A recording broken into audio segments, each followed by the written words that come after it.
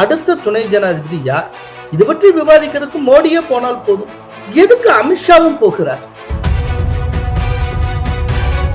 விருந்து நிகழ்வை ஒட்டி எடப்பாடி பழனிசாமி அவர்களும் நயினார் நாகேந்திரன் அவர்களும் தனியாக ஒரு அறையில் 20-25 நிமிடங்கள் ஆலோசனை நடத்தியுள்ளனர். இனி ஒவ்வொரு உண்மைகளையும் நான் வெளி உலகுக்கு அம்பலப்படுத்துவேன் அப்படின்னு அவங்க சொல்லியிருக்காங்க.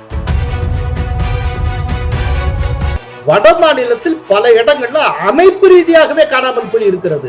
இது காங்கிரஸ் தோல்வி. இதுக்கு தேர்தல் ஆணையம் எந்த விதத்துல காரணம்? Neo Maoist. அவங்களுக்கு ராகுல் காந்திக்கு ஒரே ஒரு வித்தியாசம், அவங்க காட்டுக்குள்ள இருந்துட்டு பண்ணிட்டு இருப்பாங்க, இவர் நாட்டுக்குள்ள இருந்துட்டு பண்ணிட்டு. தமிழ்நாட்டில் தங்கி இருக்கிறவர்கள் வாக்களிப்பது அப்படிங்கிறது சட்டத்துக்கு எதிரான விஷயங்கிற மாதிரி சிதம்பரம் கருதினால் சட்டபூர்வமாக தீர்வு காணணும், கோர்ட்டுக்கு போகணும். கோலஹலாஸ் டிவி யூடியூப் சேனல், இது வாய்மையின் எக்காலம். ஜனாதிபதியை பிரதமர் மோடியும் ஹோம் மினிஸ்டர் அமித்ஷாவும் அடுத்தடுத்து சந்தித்திருக்கிறார்களே. வணக்கம் நண்பர்களே. டெல்லியில் நேற்றுக்கு பெரும் பரபரப்பு காணப்பட்டது. ஒரே நாள்ல அடுத்தடுத்து ஜனாதிபதி அவர்களை நம்பர் 1ம் நம்பர் 2ம் சந்தித்தனர். நம்பர் 1ங்கிறது பிரதமர் Modi, number 2ங்கிறது home minister Amit Shah. முதல்ல மோடி அவர்கள் ஜனாதிபதியை சந்தித்தார். அவர் போயிட்டு அவர் சந்திச்சுட்டு வெளியில வந்ததுக்கு அப்புறம் சில மணி நேரம் கழித்து அமித்ஷா ஜனாதிபதியை சந்தித்தார். சோ அடுத்தடுத்து இவங்க 2 பேரும் போய் சந்தித்திருப்பது அப்படிங்கிறது பல்வேறு யூகங்களை கிளப்பி விட்டிருக்கிறது. அநேகமா இது எதற்கானதாக இருக்கும், என்னவாக இருக்கும், என்ன காரணத்துக்காக இந்த சந்திப்பு அடுத்தடுத்து நடந்திருக்கும் அப்படிங்கிறது குறித்து பல்வேறு விதமான யூகங்கள் வெளிவந்து கொண்டு இருக்கின்றன. இது பொதுவா நம்மளுடைய காமன் சென்ஸுக்கு எட்டின ஒரு விஷயம் என்ன அப்படின்னா, புதிய துணை ஜனாதிபதி தேர்ந்தெடுக்கப்பட உள்ளார். அது குறித்து விவாதிப்பதற்கு மோடியும் அமித்ஷாவும் போயிருக்கலாம் அப்படின்னு யூகிக்கலாம். இதுல கூட ஒரு விஷயம் என்ன அப்படின்னா, இது பற்றி விவாதிக்கிறதுக்கு மோடியே போனால் போதும், மோடி சொன்னாலே போதும், அதுக்கு மேல என்ன? எதுக்கு அமித்ஷாவும் போகிறார்? இது ஒரு முக்கியமான கேள்வி இருக்கிறது. என்னென்ன டீடைல்ஸ ஜனாதிபதியிட்ட கன்வே பண்ணணுமோ அதை செய்வதற்கு இந்த 2 பேர்ல யாராவது ஒருத்தர் போதும். அதுலயும் பிரதமரே போதும். ஏன்னா துணை ஜனாதிபதி யாருங்கிற லெவல்ல பேசுறதுன்னா அது பிரதமர் தான் பேச முடியும். பிரதமரே கன்வே பண்ணிடுவாரு. எதற்காக அமித்ஷா போனார்? அதுக்கப்புறம் போய் அவர் என்ன பேசியிருப்பார்? சோ இது சார்ந்துதான் நிறைய யூகங்கள் போய்கொண்டிருக்கின்றன. இப்போ நமக்கு தெரிய வந்திருக்கக்கூடிய தகவல் என்னன்னா, அடுத்த துணை ஜனாதிபதி யாரை போட்டா நல்லா இருக்கும் அப்படிங்கிறது தொடர்பா திரௌபதி முர்மு அவர்களிடம் தன்னுடைய கருத்தை தெரிவிப்பதற்காக மோடி சென்றிருக்கிறார். சோ இப்பவே துணை ஜனாதிபதி யார் அப்படிங்கிறது மோடி அளவுல தீர்மானிக்கப்பட்டு விட்டது அப்படிங்கிறது எல்லோருமே கருதுகிறார்கள். அதை கன்வே பண்றதுக்கு தான் திரௌபதி முர்முவை அவர் சந்தித்திருப்பார் அப்படின்னு சொல்றாங்க. 2வது ரொம்ப ஒரு முக்கியமான விஷயம், அமைச்சரவை மாற்றம் குறித்து ஜனாதிபதியிடம் மோடி அவர்கள் விவாதித்திருக்க கூடும் அப்படின்னு ஒரு யூகம் கிளம்புகிறது. ஏன்னா ரொம்ப ரீசெண்ட் டேஸா டெல்லி வட்டாரத்துல இந்த அமைச்சரவை மாற்றம் நிறைய பேசப்படுது. ரொம்ப டாப் லெவல் மினிஸ்டர்ஸ் நிறைய பேர் போர்ட்போலியோ மாறும் அப்படிங்கிறாங்க. இப்ப கேபினெட் கமிட்டி ஆன் செக்யூரிட்டியில இடம்பெற்றிருக்கக்கூடிய 4 அமைச்சர்களுடைய போர்ட்போலியுமே இப்படி அப்படி மாறும், நிறைய ரீஷஃபில் ஆகும் அப்படின்லாம் நிறைய பேசுறாங்க. அதற்கான தேவையும் இருக்கு. இப்போ ஒரு சில அமைச்சர்கள்ட்ட 3 போர்ட்போலியோ எல்லாம் இருக்கு. பியூஷ் கோயலுக்குலாம் 2 போர்ட்போலியோ இருக்கு. இப்படியெல்லாம் இருக்கு. அப்போ அதெல்லாம் பகிர்ந்து கொடுக்க வேண்டியது இருக்கிறது. ஸோ தன்னுடைய அமைச்சரவையில் ஒரு யங்ஸ்டர்ஸை உள்ள கொண்டு வந்து புது ரத்தம் பாய்ச்சுவது, அதையும் மோடி அவர்கள் மனதில் வைத்திருப்பார். இப்படி நிறைய இருக்கு. அப்புறம் கூட்டணி கட்சிகளுக்கு இன்னும் கூடுதலாக இடம் கொடுப்பதற்கான வாய்ப்புகள் இருக்கு. இந்த மாதிரி பல்வேறு கோணங்கள்ல அதை பார்க்க முடியும். அதனால அமைச்சரவையில் மாற்றம் இருக்கிறது. அந்த மாற்றம் குறித்து ஜனாதிபதியிடம் அவர் பேசி இருக்கலாம் அப்படின்னு. சரி, இதெல்லாம் பிரதமர் சந்திப்புக்கான காரணங்கள். இப்போ மோடி சந்திப்புக்கான காரணம் ஓரளவு விளங்கிக் கொள்ள முடிகிறது. அமித்ஷா எதற்காக சந்தித்திருப்பார்? அநேகமா நாட்டில் இருக்கக்கூடிய சட்டம் ஒழுங்கு அது தொடர்பான விஷயங்களை ஜனாதிபதி கவனத்துக்கு கொண்டு போவதற்காக அவர் சந்தித்திருக்கலாம். அப்புறம் தேர்தல் ஆணையம் சென்ட்ரிக்கா தொடர்ந்து எதிர்கட்சிகள், குறிப்பாக ராகுல் காந்தி கிளப்பி வருகிற பூதம், அது தொடர்பா விளக்கம் அளிப்பதற்காக அவர் சென்று இருக்கலாம். அப்புறம் காஷ்மீர்ல இப்ப இருக்கக்கூடிய சட்ட ஒழுங்கு நிலைமை அது என்ன விதமா இருக்கு, என்ன இது தொடர்பாக விளக்கமளிப்பதற்கு அவர் சந்தித்திருக்கலாம் அப்படின்னு கூறப்படுகிறது. இதுல இது தவிர இன்னும் சில விஷயங்கள் என்னன்னா, இப்ப இந்த நாடாளுமன்ற கூட்டத்தொடர்ல இவங்க நிறைவேற்ற போகிற சில மசோதாக்கள், அப்புறம் இதுவரைக்கும் நடந்திருக்கக்கூடிய இந்த விவாதங்களின் சுருக்கம், ஆபரேஷன் சிந்தூர் பற்றி என்ன பேசினோம், என்ன அவங்க கேட்டாங்க, என்ன பதில் சொன்னோம், இதெல்லாம் ஒரு முறைப்படியா அவருக்கு கன்வே பண்றது, ஜனாதிபதி கன்வே பண்றது, இது போன்ற விஷயங்களுக்காக. அப்புறம் இப்போ வரைக்குமே இந்த ஸ்பெஷல் இன்டென்சிவ் ரிவிஷன் என்று சொல்லப்படுகிற சிறப்பு தீவிர திருத்தம் குறித்து நாடாளுமன்றத்தில் விவாதிக்க போறது இல்லைன்னு சொல்லிட்டு இருந்தாங்க. இப்ப அது பற்றி கூட அவர் ஏதேனும் பேசி இருக்கலாம். இந்த மாதிரியான விஷயங்களை தெளிவுபடுத்துவதற்காக அமித்ஷா ஜனாதிபதியை சந்தித்திருக்க கூடும் அப்படின்னு தெரிய வருகிறது. இதுல ரொம்ப முக்கியமானது கோர் ஏரியா என்ன அப்படின்னா, புது துணை ஜனாதிபதி யார், அமைச்சரவை மாற்றம் எப்போது, இந்த விஷயம் குறித்து சில முக்கியமான தகவல்களை மோடி அவர்கள் ஜனாதிபதியிடம் பகிர்ந்து கொண்டிருப்பார். அதற்கானது இந்த சந்திப்பு அப்படின்னு நாம புரிந்து கொள்ள முடியும். இவற்றோடு இந்தியாவிலிருந்து அமெரிக்காவில் இறக்குமதியாகும் பொருட்களுக்கு டொனால்ட் ட்ரம்ப் விதித்திருக்கக்கூடிய 25% வரி வருகிற ஆகஸ்ட் 7ஆம் தேதியிலிருந்து அமலுக்கு வருகிறது. இப்போ அதனால இந்தியாவுக்கு ஏற்படக்கூடிய பாதிப்பு என்ன, பொருளாதார இழப்பு என்ன, அதை சரி கட்டுவதற்கும் ஈடுகட்டுவதற்கும் மத்திய அரசு என்ன திட்டங்களை வைத்திருக்கிறது, இது தொடர்பாகவும் ஜனாதிபதியிடம் தெரிவிப்பதற்கு இந்த 2 பேரும் சந்தித்திருக்கலாம் அப்படின்னு சொல்லப்படுகிறது. எடப்பாடியாருக்கு தடபுடல் விருந்து அளித்திருக்கிறாரே நயினார் நாகேந்திரன். அதாவது நேற்றைக்கு நெல்லையில வச்சு தமிழக பிஜேபியினுடைய தலைவர் நயினார் நாகேந்திரன் வீட்டில் எடப்பாடி பழனிசாமிக்கு மிகப்பெரிய விருந்து கொடுக்கப்பட்டது. அதுல ஓவராலா ஒரு 800-1000 பேருக்கு விருந்தளிக்கப்பட்டதாக தகவல்கள் வருகின்றன. திருநெல்வேலியில் இருக்கக்கூடிய பிரபலமான சாரா டக்கர் காலேஜுக்கு பக்கத்தில் தான் நயினார் நாகேந்திரனுடைய பிரம்மாண்டமான இல்லம் இருக்கிறது. வீடுன்னு சொல்லக்கூடாது, பங்களா, ரொம்ப பிரம்மாண்டமான ஒரு வீடு. அங்கு வைத்து மிகப்பெரிய அளவுல விருந்து தரப்பட்டு இருக்கிறது. அதுல எடப்பாடி தரப்புல ஏடிஎம்கே முக்கியமான லீடர்ஸ் எல்லாம் பங்கேற்று இருக்கிறார்கள். எடப்பாடி பழனிசாமி அவர்களோட SP Velumani, KP Munusamy, Udhayakumar, RB Udhayakumar, இவர்கள் எல்லோருமே பங்கேற்று இருக்கிறார்கள்.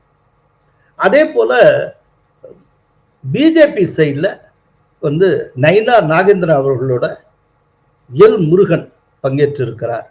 தமிழிசை சவுந்தரராஜன், பொன்னார், பொதுச் செயலாளர் மதுரை பேராசிரியர் ராம சீனிவாசன், இப்படி எல்லோருமே பங்கேற்று இருக்கிறார்கள். அதே போல தமிழகத்துக்கான மேலிட பொறுப்பாளர் சுதாகர் ரெட்டியும் அந்த விருந்து நிகழ்ச்சியில் பங்கேற்று இருக்கிறார். இப்படி எல்லோருமே வந்திருக்கிறாங்க. கிட்டத்தட்ட 108 வகையான சைவ உணவு பரிமாறப்பட்டு இருக்கிறது. இதுல ரொம்ப ஒரு பெரிய ஆடட் அட்ராக்ஷன் என்ன அப்படின்னா, கேரட்டிலேயே செய்யப்பட்ட தாமரை சின்னம் பிரம்மாண்டமா அங்க அலங்காரத்துக்கு வைக்கப்பட்டிருக்கு. அதே போல கேப்சிகம்ல செய்யப்பட்ட இரட்டை இலை, அது ரொம்ப அலங்காரமாக வைக்கப்பட்டிருந்தது. அது எல்லோருடைய பார்வையையும் கவனத்தையும் ஈர்த்தது. அதனால ஒரு தடபுடலான விருந்து நடந்திருக்கிறது. இந்த விருந்தை தாண்டி ரொம்ப பொலிட்டிக்கல் இம்பார்ட்டன்ஸ் என்ன அப்படின்னா, இந்த விருந்து நிகழ்வை ஒட்டி எடப்பாடி பழனிசாமி அவர்களும் நயினார் நாகேந்திரன் அவர்களும் தனியாக ஒரு அறையில் 20-25 நிமிடங்கள் ஆலோசனை நடத்தி உள்ளனர். ஈவன் எல் முருகன் கூட அந்த டயத்துல வெளியில தான் நின்று கொண்டு இருந்ததாக நாம கேள்விப்படுறோம். ஸோ இவங்க 2 பேரும் தனியா பேசியிருக்காங்க. அந்த அளவுக்கு ஒரு பெரிய அளவுல ஒரு விருந்து நடந்திருக்கிறது. இந்த விருந்து அப்படிங்கிறது ஜஸ்ட் விருந்துன்னு மட்டும் நம்ம பார்க்க முடியாது. 2 கட்சியினரும், அதாவது பிஜேபியும் அதிமுக எந்த அளவுக்கு பக்கத்துல நெருங்கி வந்து கொண்டிருக்கிறார்கள், எந்த அளவுக்கு இணக்கமாக ஜெல்லாகி கொண்டிருக்கிறார்கள் அப்படிங்கிறதுக்கான ஒரு சமிக்கையாகவும் குறியீடாகவும் இந்த விருந்தை பார்க்க வேண்டும். பிஜேபியுடைய மாநில தலைவர் அந்த விருந்தை கொடுத்திருக்கிறார். அதுல பிஜேபி மேலிட பொறுப்பாளர் சுதாகர் ரெட்டி பங்கேற்றிருக்கிறார். சுதாகர் ரெட்டி பங்கேற்கிறார்னா டெல்லியினுடைய ஹைரப்ஸ்க்கு சொல்லாமல் அவர் பங்கேற்கவே மாட்டார். அப்படின்னா டெல்லி மேலிடம் தன்னுடைய சார்பில் தன்னுடைய தூதரை போல சுதாகர் ரெட்டியை அனுப்பி இருக்கிறதுன்னு பொருள். ஸோ இந்த விருந்து அப்படிங்கிறது இன்னும் இந்த இரண்டு கட்சி கேடர்ஸ் மத்தியில ஒரு நெருக்கத்தை ஏற்படுத்துவதற்கான உந்து சக்தியாக இருக்கிறது. இது போன்ற விருந்துகள் தொடரணும். நயினார் கொடுத்த மாதிரி இனி ஏடிஎம்கே தரப்புல இருந்து விருந்து வைக்கப்படணும். அதுல பிஜேபி அத்தனை பேருக்கும் அழைப்பு இருக்கணும். அது போல ஒண்ணு செய்யப்படணும். இது மாதிரியான இந்த விருந்து நிகழ்ச்சிகள் ரெண்டு கட்சியினரிடையே, ரெண்டு கட்சி கேடர்ஸ் இடையே ஒரு ஆத்மார்த்தமான நெருக்கத்தை உருவாக்கும். அதுதான் முக்கியம். இந்த நெருக்கம் தான் களத்துல வெற்றியாக மாறும். நயினார் நாகேந்திரன் ரொம்ப பிராக்டிக்கலா எல்லாத்தையும் பார்க்கக்கூடிய அவர் களத்தில் இருக்கிற அரசியல்வாதி. அதனால்தான் இவருக்கு இப்படி எல்லாம் தோணுது, இந்த மாதிரி ஒரு விருந்து கொடுக்கணும் அப்படின்னு சொல்லிட்டு. கிட்டத்தட்ட ஒரு 1000 பேருக்கு விருந்து கொடுத்திருக்கிறார். இந்த விருந்துக்கான ஏற்பாடுகளை எல்லாம் செய்தவர்கள் திருநெல்வேலி பகுதியில் ரொம்ப பாப்புலரா இருக்கக்கூடிய ஸ்ரீ மதுரம் கேட்டரிங் சர்வீஸ் ஆகும். அவங்க தான் பார்த்து பார்த்து பரிமாறி இருக்காங்க, அட்டகாசமா சமையல் பண்ணியிருக்காங்க. அந்த எடப்பாடி பழனிசாமி ரொம்ப ரசிச்சு சாப்பிட்டான்னு வேற கேள்விப்படுறோம். ஸோ இந்த ரசனை, இந்த ஆத்மாத்மா இப்போ ஜெல்லாயிட்டு இருக்க ரெண்டு தரப்பும் இது தொடரும். இது இந்த தேர்தலுக்கு மட்டுமல்ல, அடுத்த தேர்தல் வரைக்கும், அதற்கு அடுத்த தேர்தல் வரைக்கும் இந்த ரெண்டு கட்சிகளுமே நேச்சுரல் அலை. ஏன்னா ஏடிஎம்கேக்கும் தேசியத்துல நம்பிக்கை உண்டு. இதுவரைக்கும் எந்த அதிமுக தலைவர்களும் இந்து கடவுளர்களை இழிவுபடுத்தியது கிடையாது, இந்துக்களை இழிவுபடுத்தியது கிடையாது, பிராமணர்களை இழிவுபடுத்தியது கிடையாது, இந்திய தேசியத்தை இழிவுபடுத்தியது கிடையாது, இந்திய இறையாண்மையோ இந்திய ஒருமைப்பாட்டையோ அவர்கள் கேள்விக்கு உள்ளாக்கினது கிடையாது, ஒன்றிய அரசுன்னு சொன்னது கிடையாது. அதனால்தான் அப்பவே தன்னுடையது மாநில கட்சியாக இருந்தாலும் தேசிய நீரோட்டத்துல வரணும் அப்படின்னு சொல்லிட்டு எம்ஜிஆர் காலத்துல எம்ஜிஆரே பார்த்து அகில இந்திய அப்படிங்கிற பிரிஃபிக்ஸை தன்னுடைய கட்சிக்கு முன்னால் சேர்த்தார். சோ ஒரு திராவிட வழிவந்த ஒரு கட்சியை தேசிய நீரோட்டத்தில் இணைத்தவர் எம்ஜிஆர், அதை இந்துத்துவாவுடன் இணைத்தவர் ஜெயலலிதா. அயோத்தி கரசேவைக்கு நான் ஆள் அனுப்புவேன் என்று சட்டப்பேரவையில் சொன்னவர் ஜெயலலிதா. அயோத்தியில் ராமருக்கு கோயில் கட்டவில்லை என்றால் வேறு எங்கு கட்டுவது அப்படின்னு வெளிப்படையாக கேட்டவர் ஜெயலலிதா. சேது சமுத்திர திட்டத்துக்கு எதிராக முதலாக சுப்ரீம் கோர்ட்ல கேஸ் போட்டவர் ஜெயலலிதா. பிஜேபி லீடர்ஸ் கூட கிடையாது, முதல்ல கேஸ் ஃபைல் பண்ணது ஜெயலலிதா, மறந்துடக்கூடாது. அதனால பிஜேபிக்கு என்னைக்குமே ஏடிஎம்கே ஒரு நேச்சுரல் அலை. இந்த ரெண்டு கட்சிக்குமான நட்பு ஆத்மார்த்தமாக தொடர வேண்டும். அதற்கு இது போன்ற விருந்துகள் பயன்படும். அதனால நயினார் முன்னெடுத்திருப்பது ஒரு அருமையான முயற்சி. இது போன்ற முயற்சிகள் தொடர வேண்டும். இது போன்ற முயற்சிகள் ஏடிஎம்கே தரப்புலையும் வரணும். பகீர் தகவலை கூறியிருக்கிறாரே சாத்வி. எஸ், சாத்வி பிரக்ஞாதேவி நேற்றுக்கு ஒரு பெரிய அணுகுண்டை தூக்கி போட்டு இருக்கிறார். என்னன்னா, சிறையில் இருந்தபோது இந்த ஆன்டி டெரரிஸ்ட் ஸ்குவாட் இருக்கு இல்லையா, ஏடிஎஸ் அப்படின்னு சொல்லப்படுற மகாராஷ்டிரா காவல்துறையின் ஒரு பிரிவு, பயங்கரவாத தடுப்பு பிரிவுன்னு பேரு. அந்த பிரிவு அதிகாரிகளால் அவர் பெரிய அளவில் சித்திரவதைக்கு உள்ளாக்கப்பட்டார். வெளியில சொல்ல முடியாது. ஒரு பெண் என்றும் பாராமல் அவரை அப்படியெல்லாம் சித்திரவதை பண்ணாங்க. வெத்து பேப்பர்ல கையெழுத்து வாங்கினாங்க. இந்த கையெழுத்து போடுறதுக்காக அவ்வளவு சித்திரவதை செய்தார்கள்.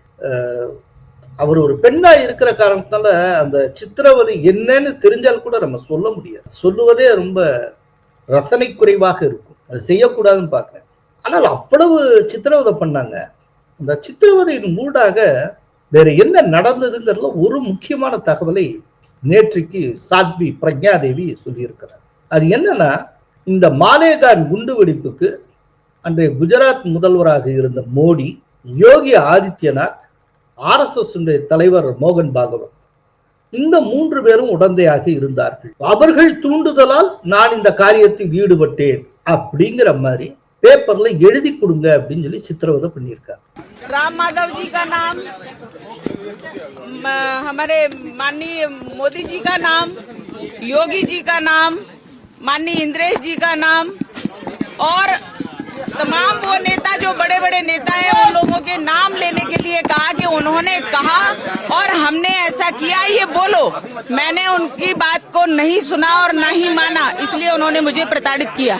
யார் யார் பேரு மோடி பேரு வரணும், அதே போல மோகன் பாகவத், யோகி, இந்த 3 பேரையும் பிக்ஸ் பண்றதுக்கு 2008 சிதம்பரம் சதி திட்டம் போட்டிருந்தார்.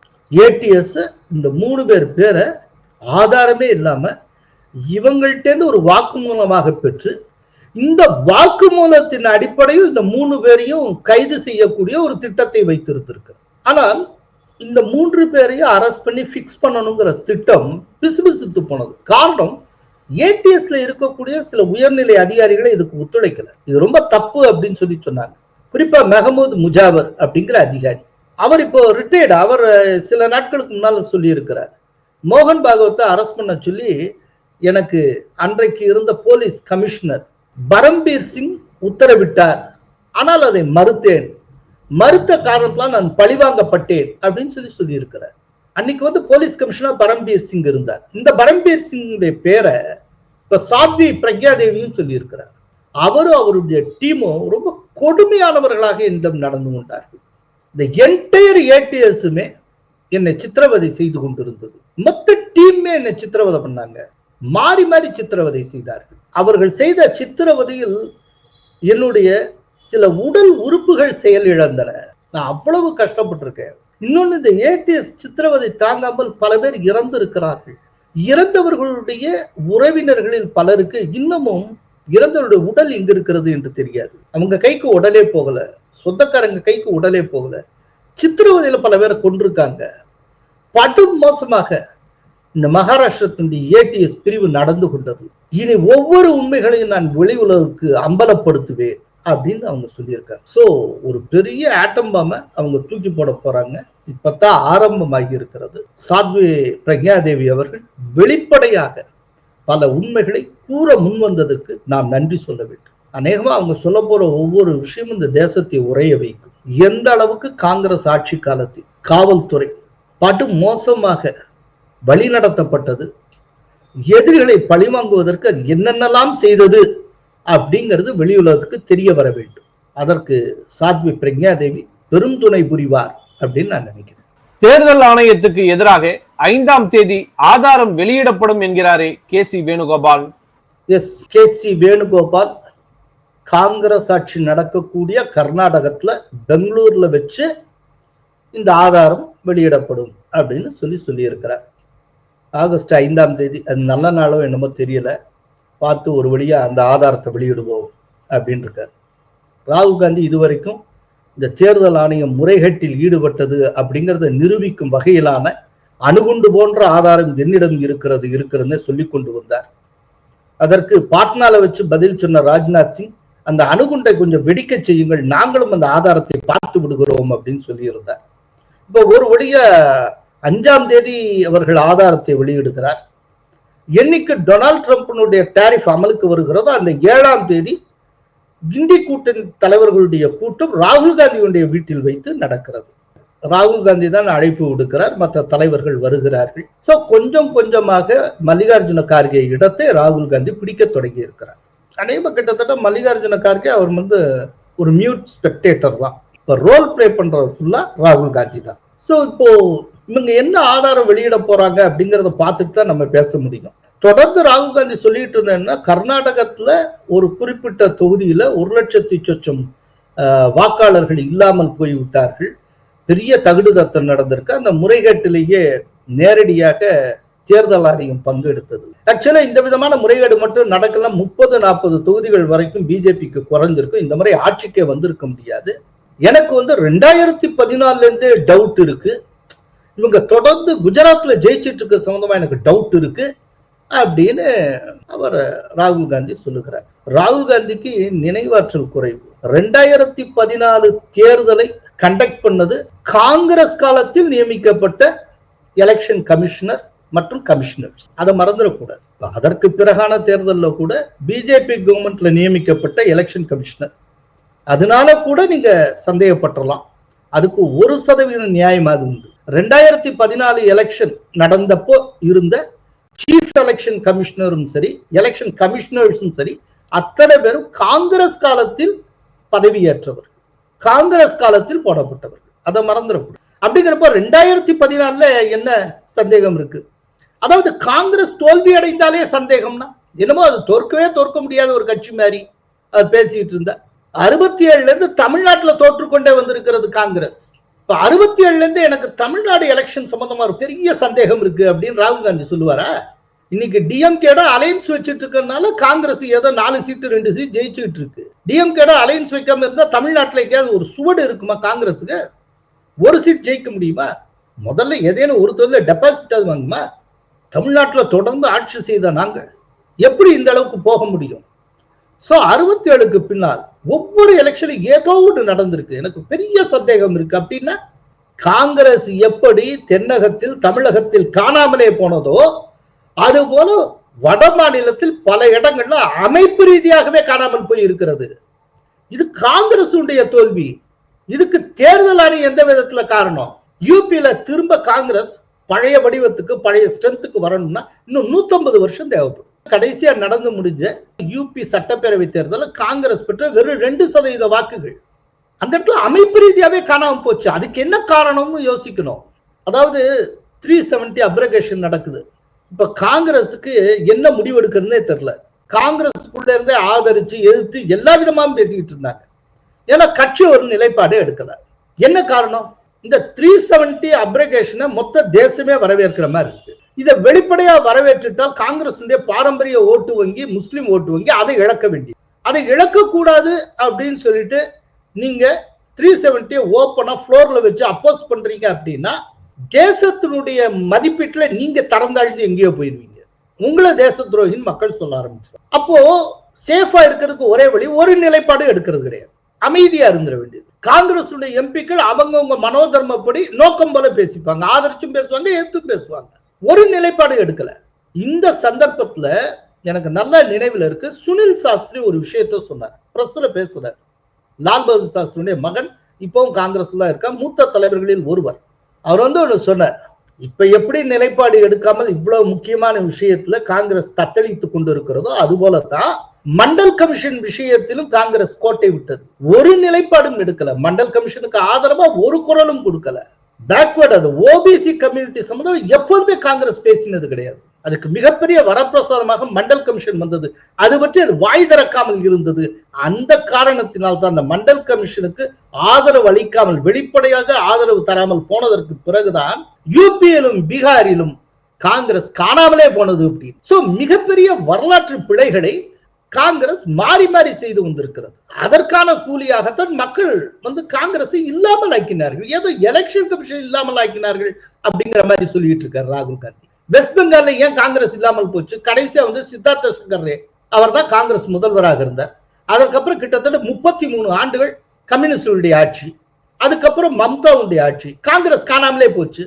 இதுக்கு எது காரணம்? எலெக்ஷன் கமிஷன் காரணமா?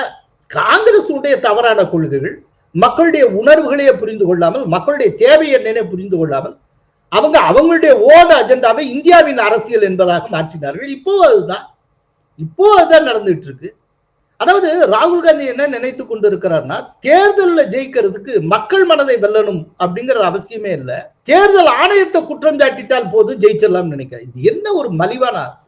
எலக்ட்ரானிக் ஓட்டிங் மிஷின் ப்ரூஃபா இருக்கு. அது ஒரு ஸ்டாண்ட் அலோன் மிஷின். வெளியில இருந்து எந்த ஒரு புறத்தாக்கமும் அதுல இருக்கவே முடியாது. நெட் கனெக்ஷனோ ஒண்ணுமே கிடையாது. Stand alone machine. இதுக்கு முன்னால தேர்தலில் தோத்தாச்சுன்னா எலக்ட்ரானிக் ஓட்டிங் மிஷினே சொல்லிட்டு இருந்தாங்க. இப்ப அந்த பஜனை மாறி இருக்கு. அதுக்கு பதிலா ஒருபடி மேல போய் எலெக்ஷன் கமிஷனே குற்றம் சாட்டுவது. ஏதாவது கேஸ்ல இவங்க தோத்துட்டால் மொத்த நீதிமன்றத்தையே குற்றம் சாட்டுவது. அதாவது இது ஒரு டாக்டிக்ஸ்ங்க. அந்த அமைப்பையே மிரட்டுறது. உண்மையில ஒரு தீராத சந்தேகத்தை மக்கள் மத்தியில திரும்ப திரும்ப சொல்லி கொண்டு வருவேன், அதை பார்த்துக்க அப்படின்னு மிரட்டுறது. மிரட்டி ஒரு அமைப்பை தனக்கு அடிபடிய வைப்பது இதற்கான ஒரு தந்திரம். ஆனா அப்படியெல்லாம் அடிபடியை வச்சு ஒண்ணுமே செய்ய முடியாது. ஏன்னா அங்க சிஸ்டம்னு ஒண்ணு இருக்கு. எலெக்ஷன் கமிஷன் எலெக்ஷனை கண்டக்ட் பண்றதுல இது யாருக்கு சார்பாகவும் யாருக்கு பாதகமாகவும் நடந்து கொள்ளவே முடியாது. ஒரு ஆட்சி இருக்கிறதுனாலேயே அவங்களுடைய இன்ஃப்ளூயன்ஸ் அந்த எலெக்ஷன் கமிஷன் இருக்கும். அதனால அந்த ஆட்சிக்கு சாதகமாகவே தொடர்ந்து தீர்ப்பு வருங்கிறதா கிடையாது. இதுக்கு முன்னால பல ஆட்சிகள் இருந்திருக்கு. ஒரு எலெக்ஷன்ல அந்த ஆட்சியே தூக்கி எறியப்பட்டது, இன்னொரு ஆட்சி வருகிறது. எப்படி சாத்தியமாயிற்று? அப்பனா எதிர்கட்சிகளோட அந்த எலெக்ஷன் கமிஷன் அப்படி போயிடுச்சா? அவங்களோட சேர்ந்துக்கிட்டாங்களா? இப்ப ராகுல் காந்தி பார்வை தான். 2014 பிஜேபி பக்கம் தேர்தல் ஆணையம் வந்து விட்டதா? 2014 இருந்த election commissioner, chief election commissioner எல்லாமே காங்கிரஸ் ஆட்சியில போடப்பட்டவர்கள். அப்படியா இருக்க முடியும்? இப்ப தமிழ்நாட்டில் 2016 தேர்தலில் ஏடிஎம்கே தொடர்ந்து 2வது முறையாக வென்றது. சோ அந்த தடவை எலெக்ஷன் கமிஷன் ஏடிஎம்கேட அலைன்ஸ் வச்சிருச்சா போயஸ் கார்டனோட? இப்ப 2021 டிஎம்கே ஜெயிச்ச உடனே டிஎம்கேட அலைன்ஸ் வச்சிருச்சா? யாராவது ஜெயிச்சுட்டாங்கன்னா உடனே அந்த ஜெயிச்சவங்க பக்கம் தேர்தல் ஆணையம் சேர்ந்து செயல்பட்டதா நீங்களா சொல்லிட்டு போவீங்களா? ஆட்சியாளர்களுக்கு தேர்தல் ஆணையம் சப்போர்ட்டிவா இருந்தது அப்படிங்கிறது உண்மையாக இருந்தால் எந்த ஆட்சியும் மாறி இருக்காதே. தொடர்ந்து ஒரு ஆட்சி எது நடந்தோ அதுதான் அடுத்தடுத்து அப்படியே தொடர்ந்து கொண்டே இருக்கும். இந்திரா காந்தி ரொம்ப பவர்ஃபுல்லா உச்சகட்ட அதிகாரத்தோட இருந்த 1977 அவரும் தோற்றா, சஞ்சய் காந்தியும் தோற்றார், காங்கிரசும் தோற்றதே. இது எப்படி? அந்த டயத்துல எலெக்ஷனை கண்டக்ட் பண்ண அத்தனை சீஃப் எலெக்ஷன் கமிஷனர் எல்லாருமே காங்கிரஸால போடப்பட்டவர்கள் தானே. ஒரே காரணம் தான், தேர்தல் ஆணையம் எப்போதுமே ஜெனுவினா தான் நடந்துகிட்டு இருக்கு. ஆனால் தோல்விக்கான காரணங்களை கண்டுபிடிக்க உண்டான அந்த தேவை இருக்கக்கூடிய அரசியல்வாதிகள் இப்போ தங்களுடைய அந்த தோல்விக்கான காரணங்கள் மெனுல நேற்றைக்கு வரைக்கும் எலக்ட்ரானிக் ஓட்டிங் மிஷினை சேர்த்திருந்தார்கள். இப்போது தேர்தல் ஆணையத்தையும் சேர்த்து கொண்டிருக்கிறார். எதிர்கட்சிகளுடைய அந்த மெனு கூடிக்கிட்டே போகுது. தோல்விக்கான காரணங்கள் ஒன் பை ஒன்னா அவங்க கூட்டிக்கிட்டே வராங்க. இதன் மூலமா அரசமைப்பு சாசனத்தின் மூலம் உருவாக்கப்பட்ட அமைப்புகள் மீதே, அதனுடைய கிரெடிபிலிட்டி மேலேயே மக்களுக்கு சந்தேகத்தை ஏற்படுத்தக்கூடிய ஒரு மோசமான சூழலை திட்டமிட்டு ராகுல் காந்தி உருவாக்குறார். இப்ப இது எங்க போய் முடியும் அப்படின்னா, இவங்க கொஞ்சம் கொஞ்சமா இப்போ எலக்ட்ரானிக் ஓட்டிங் மிஷின்ல இருந்து ஆரம்பிச்சு எலெக்ஷன் கமிஷனுக்கு வந்திருக்கா.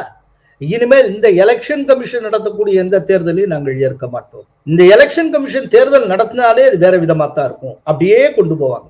போயிட்டு அதுக்கப்புறம் இந்தியாவில் ஜெனுவினா நடக்கக்கூடிய இந்த தேர்தலை பார்வையிடுறதுக்கு சர்வதேச பார்வையாளர்கள் வரணும். ஏதோ தகுடுதத்தை செஞ்சு ஜெயிக்கிற மாதிரியே அதுல இன்டர்நேஷனல் சமூகத்தை, அதாவது சர்வதேச சமூகத்தில் தலையீட்டை கொண்டு வருவார்கள். அதுக்கு இதுதான் இது கரெக்டா மாவோயிஸ்ட் லைன். நீங்க நக்சல்பாரிகள் அது சம்பந்தப்பட்ட அந்த வார்த்தைகள்லாம் சோர்ல எழுதியிருப்பாங்க, படிச்சிருப்பீங்க. தேர்தல் பாதை திருடர்களின் பாதை அப்படின்னு நாடாளுமன்ற ஜனநாயகத்தை நிராகரிக்க சொல்லுவாங்க. கொஞ்சம் கொஞ்சமாக அந்த பாதையை நெருங்கி கொண்டு இருக்கிறார் ராகுல் காந்தி. அவர் ஒரு நியோ மார்க்சிஸ்டாக மாறிக்கொண்டு இருக்கிறார். ரொம்ப ஆபத்தானவராக போய் கொண்டு இருக்கிறார். இன்னைக்கு பாருங்க, ரீசெண்ட் டேஸா மோடிங்கிற ஒரு தலைவரை பற்றியோ இல்லாட்டி கட்சி டு கட்சியோ அரசியல் பண்ணல. அவரை இன்னைக்கு அரசியல் பண்ணிட்டு இருக்கிறது அரசமைப்பு சாசனத்தின் மூலம் உருவாக்கப்பட்ட தேர்தல் ஆணையம் என்கிற அமைப்புக்கு எதிராக அவர் அரசியல் செய்து கொண்டு. பொதுவா எஸ்டாபிஷ்மெண்ட்டுக்கு எதிராக அரசியல் பண்ணா அவங்க யாரா இருப்பாங்க? Neo Maoist. அவங்க தான் அது காரியத்தை பண்ணுவாங்க. அவங்களுக்கும் ராகுல் காந்திக்கு ஒரே ஒரு வித்தியாசம், அவங்க காட்டுக்குள்ள இருந்துட்டு பண்ணிட்டு இருப்பாங்க, இவர் நாட்டுக்குள்ள இருந்துட்டு பண்ணிட்டு ஒரு ஆபத்தான இடத்தை நோக்கி போகுது.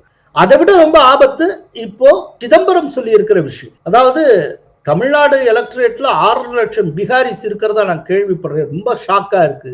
தங்களுக்கான அரசை தேர்ந்தெடுக்கும் தமிழர்களின் உரிமையில் இது தலையிடுவது போன்றதாகும் அப்படின்னு அவர் சொல்லி இருக்கிறார். தமிழர்களின் உரிமையில் அப்படிங்கிறார். அவர் லாயர், சட்டம் படிச்சிருக்காரு.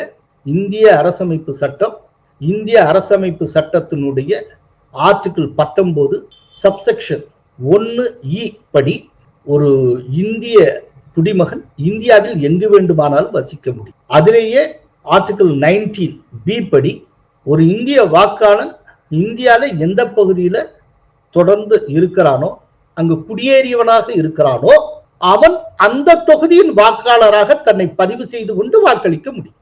அந்த அடிப்படையில் தான் மகாராஷ்டிரத்துல மும்பை குறிப்பா அந்த தாராவி அந்த பகுதி 25 லட்சம் தமிழர்கள் இன்னைக்கு வாக்களித்துக் கொண்டு இருக்கிறார்கள். இப்ப அவர்கள் அத்தனை பேரும் தங்களுக்கான அரசை தேர்ந்தெடுக்கும் மராட்டிய மக்களின் உரிமையில் தலையிடுகிறார்கள் அப்படின்னு சிதம்பரம் சொல்லுவாரா? பெங்களூர் சிட்டில மட்டும் 23 லட்சம் தமிழர்கள் இருக்கிறார்கள். இப்ப அவங்கள பார்த்து தங்களுக்கான அரசை தேர்ந்தெடுக்கும் கர்நாடக மக்களின் உரிமையில் இவர்கள் தலையிடுகிறார்கள் அப்படின்னு சொல்லுவாரா? லட்சக்கணக்கான பேர் இன்னைக்கும் டெல்லியில வசிச்சுட்டு இருக்காங்க, ஓட்டு போட்டுக்கிட்டு இருக்காங்க. இப்போ அவங்கள பார்த்து தங்களுக்கான அரசை தேர்ந்தெடுக்கும் டெல்லி வாழ் மக்களின் உரிமையில் இவர்கள் தலையிடுகிறார்கள் சொல்லுவாரா? சிதம்பரம் போன்ற தேசியவாதிகள் கழக கண்மணிகள் போல பேசக்கூடாது. அவர்கிட்ட கொஞ்ச நெஞ்ச நேஷனலிசம் இருக்கும்னு இன்னும் நம்பிக்கிட்டு இருந்தேன். இன்னைக்கு அதுவும் போச்சு. இதெல்லாம் டிஎம்கே பீப்புள் பேச வேண்டிய வசனம். அவங்க பேசுவாங்க. சிதம்பரம் அன்றைக்கிலிருந்து இன்றைக்கு வரைக்கும் காங்கிரஸ்காரர். அவர் ஒரு தேசியவாதி. இந்தியாவுக்குள்ள இந்தியன் எங்கு வேண்டுமானாலும் ஓட்டு போட முடியும். அந்த ஓட்டு போடுறதுக்கு டொமிசில் ஸ்டேட்டஸ் இருக்கணும். அந்த ஸ்டேட்டுக்கு வந்துட்டு ஒரு வாரம் தங்கி இருப்பான், ஓட்டு போட முடியாது. ஸ்டேட்லயே இத்தனை காலம் தங்கி இருக்கணும், அதுக்கு இத்தனை ஆண்டுகள் ஏதோ ஒன்று இருக்கு, அதை பூர்த்தி செஞ்சிருக்கணும், அதற்கான ஆதாரங்களை காட்டியிருக்கணும். அதை வச்சு அவன் அந்த வாக்காளர்களை பதிவு செஞ்சிருந்தான்னா அந்த ஸ்டேட்ல அந்த தொகுதியில இருக்கக்கூடிய ஒரு அட்ரஸ் ப்ரூஃபோட அவருக்கு வாக்காளர் அடையாள அட்டை கொடுக்கப்பட்டிருந்தால் அவர் வாக்களிக்க முடியும். அதன்படித்தான் மும்பையில தமிழர்கள் வாக்களித்துக் கொண்டு இருக்கிறார்கள், பெங்களூர்ல தமிழர்கள் வாக்களித்துக் கொண்டிருக்கிறார்கள், டெல்லியில தமிழர்கள் வாக்களித்துக் கொண்டிருக்கிறார்கள். மும்பையிலையும் பெங்களூர்லயும் டெல்லியிலையும் இது எல்லாமே அந்தந்த ஸ்டேட்டினுடைய கேபிட்டல். இங்கெல்லாம் வாக்களிக்கிறப்போ, இங்கெல்லாம் தமிழன் வாக்களிக்கிறப்போ தமிழ்நாட்டுல ஒரு பீகாரிகளை யூபிக்காரர்களை வாக்களிக்க கூடாதா? இது எந்த விதத்துல தமிழர்களின் உரிமையில தலையிடுவதாகும்? வாக்காளர்களாக இருக்கிறவர்களுக்கு வாக்களிக்கும் உரிமை உண்டு. வட மாநிலத்திலிருந்து இங்கு வந்திருக்கிறவர்கள் தங்களுக்கான வாக்குரிமையை செலுத்த போகிறார்கள், அவ்வளவுதான். இந்த டொமிசைல் ஸ்டேட்டஸ் இல்லையா, அவங்க இங்கதான் உட்கார்ந்துட்டு இருப்பாங்க, ஆனா வாக்குரிமை இருக்காது. அது தேர்தல் ஆணையம் பார்த்துக் கொள்ளும். வாக்காளராக பதிவு செய்ய ஒருவருக்கு நிலையான மற்றும் நிரந்தர சட்டப்பூர்வ வீடு இருக்க வேண்டும். புலம்பெயர்ந்த தொழிலாளிக்கு பீகாரிலோ அல்லது வேறு மாநிலத்திலோ அத்தகைய வீடு இருக்கிறது. அவர் எப்படி தமிழ்நாட்டில் வாக்காளராக பதிவு செய்ய முடியும் என கேள்வி எழுப்புகிறாரே பி. சிதம்பரம். ஓகே, அவருக்கு சட்டபூர்வமா நிரந்தரமான ஒரு வீடு இருக்கணும் அப்படின்னு. சொந்தமா வீடு இருக்கணும் யாரும் சொல்ல முடியாது. ஏன்னா வீடற்றவர்கள் எவ்வளவு பேர் இந்தியாவில் இருக்காங்க. அப்படின்னா வீடற்றவர்கள் அத்தனை பேருக்கு வாக்குரிமை கிடையாதுன்னு சொல்ல முடியும். அதெல்லாம் ஒன்றும் கிடையாது. அவர் தங்கி இருப்பதை பத்தி தான் இந்த சட்டம் சொல்லுகிறது. ரைட்டு, நிரந்தரமா அதான் இருக்கணும் அப்படின்னா அங்க இருக்கிறதோட தமிழ்நாட்டிலேயே ஒரு நிரந்தரமான வசிப்பிடம் இவர்களுக்கு இருக்கக்கூடாதுன்னு நீங்கள் சொல்ல முடியுமா? இப்ப பெங்களூர்ல என்னுடைய உறவினர் இருக்காங்க. அவர் கிட்டத்தட்ட 4-5 தேர்தல்கள்ல பெங்களூர்ல அவர் வாக்களித்துக் கொண்டு இருக்கிறார். அவருடைய அம்மா இங்கதான் இருக்காங்க, மதுரையில இருக்காங்க. அவங்களுடைய ரிலேட்டிவ் நாங்க சென்னையில இருக்கோம். உங்க குடும்பத்திலே பல பகுதி தமிழ்நாட்டில் இருக்கு. ஆனா அவர் வாக்களித்துக் கொண்டு இருக்கிறார். அது எப்படி சாத்தியமாது? இந்த அதாவது வாக்களிக்கும் உரிமையை தீர்மானிக்கிறதுக்கு, அதுவும் அந்த மாநிலத்திலே இல்லாதவர்கள் பிற மாநிலத்தை அங்க கலந்து விட்டா அவங்க வாக்களிக்கிறதுக்கு டொமிசைல் ஸ்டேட்டஸ்ன்னு ஒண்ணு இருக்கு. ஒரு தொகுதியில இத்தனை வருஷம் அவங்க நிலையாக தங்கி இருந்தார்கள், இடம் மாறாமல் கன்சிக்வெண்டா தொடர்ச்சியாக தங்கி இருக்கிறார்கள் அப்படின்னு. அது இத்தனை வருஷம்னு ஏதோ இருக்கு. அதை அந்த வாக்காளர் ப்ரூவ் பண்ணும். அதற்கான அந்த ப்ரூஃப்ஸ் அவங்க காட்டணும். அப்படி காட்டினால் அதை வைத்துக்கொண்டு அவங்களுக்கு வாக்காளர் அட்டை தர முடியும். இதே போல இந்த டொமிசைல் ஸ்டேட்டஸ் இந்த ப்ரூஃப்லாம் காட்டித்தான் மகாராஷ்டிரத்துல இன்னைக்கு வாக்களித்துக் கொண்டு அத்தனை தமிழர்களும் வாக்குரிமை பெற்றார்கள், அங்க வாக்காளர்களா ஆனார்கள். இப்ப நான் கொஞ்ச நேரத்துக்கு முன்னால சொன்னேன் இல்லையா, பெங்களூர்ல 23 லட்சம் தமிழர்கள் ஓட்டு போட்டு இருக்காங்க. அவங்க இதே போல டொமிசைல் ஸ்டேட்டஸ் எல்லாம் ப்ரூவ் பண்ணித்தான் இன்றைக்கு வாக்களித்துக் கொண்டு இருக்கிறார்கள். டெல்லியில இருக்கிற லட்சம் தமிழர்கள் இப்படித்தான் வாக்களித்துக் கொண்டிருக்கிறார்கள். இதே போல தமிழ்நாட்டில் இருக்கக்கூடிய பிற மாநிலத்தவர்கள் தங்களுடைய டொமிசைல் ஸ்டேட்டஸை சட்டபூர்வமாக நிரூபித்தால் அவர்களும் வாக்களிக்க முடியும். இதற்கு எந்த தடையும் கிடையாது. இன்னொன்னு, சிதம்பரம் இந்த கேள்வி கேட்கிற சிதம்பரமே ஒரு பெரிய லாயர். அவருக்கு இவ்வளவு கிரீவன்ஸ் இருந்தா பேசாம கோர்ட்ல கேஸ் போட வேண்டியதுதானே. ஏன் கோர்ட்டுக்கு போகாம மீடியாட்ட பேசிட்டு இருக்காரு? எக்ஸ் பதிவுல பேசுற விஷயமா கொண்டு போங்க கோர்ட்டுக்கு. அதுவும் அரசமைப்பு சாசனம் அதெல்லாம் கோட் பண்ணி பேசுறீங்க. இந்த விஷயத்தை நேரடியா கான்ஸ்டிடியூஷன் பெஞ்சுக்கே கொண்டு போங்க. இதுக்காக ஒரு கான்ஸ்டிடியூஷன் பெஞ்சை ஃப்ரேம் பண்ணணும், இல்ல இந்த முக்கியமான விஷயத்தை விவாதிச்சு ஆகணும், இதுக்கு உச்ச நீதிமன்ற தீர்ப்பு சொல்லுன்னு சொல்லி வழக்கு கொண்டு போக வேண்டியதுதான். ஏன் வழக்கு பக்கமே போக மாட்டேங்கிறீங்க? ஏன் கோர்ட்டு பக்கமே போக மாட்டேங்கிறீங்க? இங்க தமிழ்நாட்டுல தங்கி இருக்கிறவர்கள் வாக்களிப்பது அப்படிங்கிறது சட்டத்துக்கு எதிரான விஷயங்கிற மாதிரி சிதம்பரம் கருதினால் சட்டபூர்வமாக தீர்வு காணணும், கோர்ட்டுக்கு போகணும். தங்களுக்கு தேவைன்னு வரப்போ நடுநிசிக்கலாம் உச்ச நீதிமன்ற கதவை தட்ட தெரிஞ்சு இப்ப போக சொல்லுங்க கோர்ட்டுக்கு. சிதம்பரம் ஏன் நீதிமன்றம் செல்ல மறுக்கிறார்? எக்ஸ் பதிவுல தீர்வு கிடைச்சிருமா? வெறும் இந்த எக்ஸ் பதிவை பார்த்துட்டு ஒரு தேர்தல் ஆணையம் ஐயோ சிதம்பரமே சொல்லி விட்டார் அப்படின்னு கைவிட்டுருமா? சும்மா அதாவது வேணும்னே அங்கங்க ஒரு மாநிலவாதத்தை கிளப்புறது தங்களுடைய தேவைக்காக. இதுக்கு முன்னால சித்தாராமையா கர்நாடகத்துல ஜெயிக்கணும் அப்படிங்கிறப்போ இதுவரைக்கும் இல்லாதபடி கர்நாடகத்துக்கு தனி கொடின்னு அனௌன்ஸ் பண்ணாரு. திடீர்னு அவங்களுக்கு உணர்வு ஏற்பட்டு கர்நாடகத்துல ஹிந்திய மொழியை கற்பிக்க கூடாது, கன்னட மொழியில் தான் எல்லாத்தையும் பாடம் அப்படின்னு சொல்லிட்டு எலெக்ஷனுக்கு 6 மாசத்துக்கு முன்னால இதுக்கு முன்னால சித்தாராமையா செய்தார். தங்களுடைய வெற்றிக்காக எவ்வளவு கீழே வேணாலும் காங்கிரஸ் போகும். இதன் மூலமாக காங்கிரஸ் அம்பலமாகி கொண்டிருக்கிறது, காங்கிரஸ் எக்ஸ்போஸ் ஆகி கொண்டிருக்கிறது. காங்கிரஸ் மொத்தமாக விழக்கூடிய ஒரு நாள் வரும். நன்றி, வணக்கம். கோலஹலாஸ் டிவி யூடியூப் சேனல், இது வாய்மையின் எக்காலம்.